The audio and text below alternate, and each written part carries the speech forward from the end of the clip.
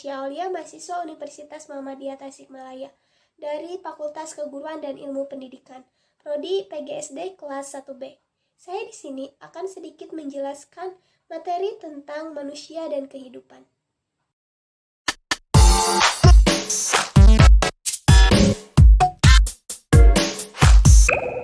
Perjalanan hidup manusia dari alam ruh hingga hari akhir.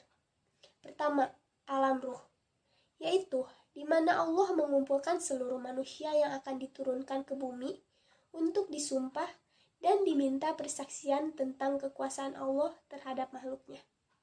Kedua, alam rahim, yaitu di mana manusia mengalami proses pembentukan dan penyempurnaan secara fisik di dalam rahim ibunya setelah ditiupnya ruh ke dalam rahim seorang ibu. Ketiga, alam dunia, yaitu pada masa ini manusia menjalani kehidupan dengan adanya tahapan pertumbuhan dan perkembangan manusia. Keempat, alam barzah, yaitu alam di antara alam dunia dan akhirat, atau lebih dikenal dengan tempat transit manusia ketika menemui azalnya, sebelum menuju alam akhirat setelah terjadinya peristiwa kiamat. Kelima, alam akhir, yaitu alam tempat persaingan terakhir manusia bersiat kekal adanya. Ragam orientasi hidup manusia. Ada dua hal yang harus diperhatikan oleh setiap orang untuk menyikapi orientasi hidup, yaitu pertama, orientasi hidup yang salah. Obsesinya hanya mengejar kenikmatan dunia, baik berupa wanita, anak, harta, benda, seperti emas, perak, kendaraan, binatang ternak, sawah, ladang, dan lain-lain.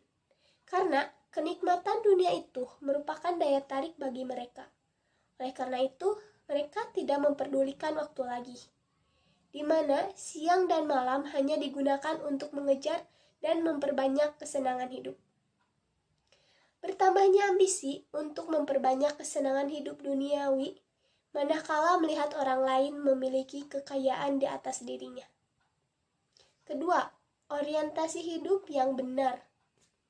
Allah tidak menghendaki kehidupan dunia yang dilakukan oleh manusia. Sangat memberatkan bahwa sebaliknya yang dikehendaki Allah adalah kehidupan yang mudah. Untuk itu, Allah memberi petunjuk kepada mereka pada jalan yang harus dilaluinya. Sebagaimana firman Allah dalam Quran surat Al-Baqarah ayat 256.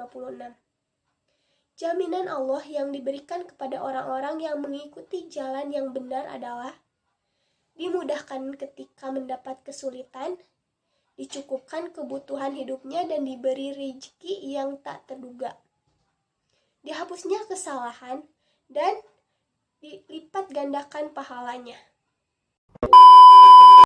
Tujuan dan fungsi penciptaan manusia. Pertama, tujuan penciptaan manusia. Segala sesuatu ciptaan Allah yang ada di muka bumi tidak ada yang sia-sia.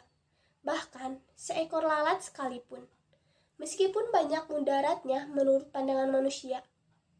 Sebagaimana firman Allah dalam surat Al-Bayyinah ayat 7-8. Artinya, sesungguhnya orang-orang yang beriman dan mengerjakan amal soleh mereka itu adalah sebaik-baik makhluk. Balasan mereka di sisi Tuhan mereka ialah surga yang mengalir di bawahnya. Sungai-sungai mereka kekal di dalam selama-lamanya. Allah ridho terhadap mereka dan mereka ridho kepadanya.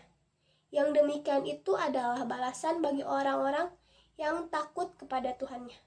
Kedua, fungsi penciptaan manusia. Fungsi manusia di muka bumi sebagai khalifatullah. Karena itu, mereka bertugas menciptakan kemakmuran di dunia dan membangun berbagai segi kehidupan. Hidup sukses dalam pandangan Al-Quran.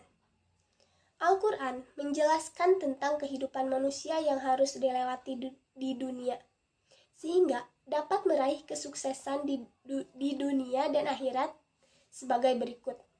Pertama, menyeimbangkan duniawi dan ukhrawi. Kedua, memiliki keseimbangan antara iman, ilmu, pengetahuan, dan emosional.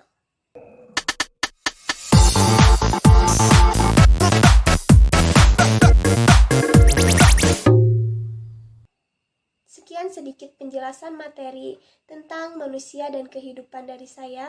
Terima kasih. Mohon maaf bila ada kesalahan. Wassalamualaikum warahmatullahi wabarakatuh.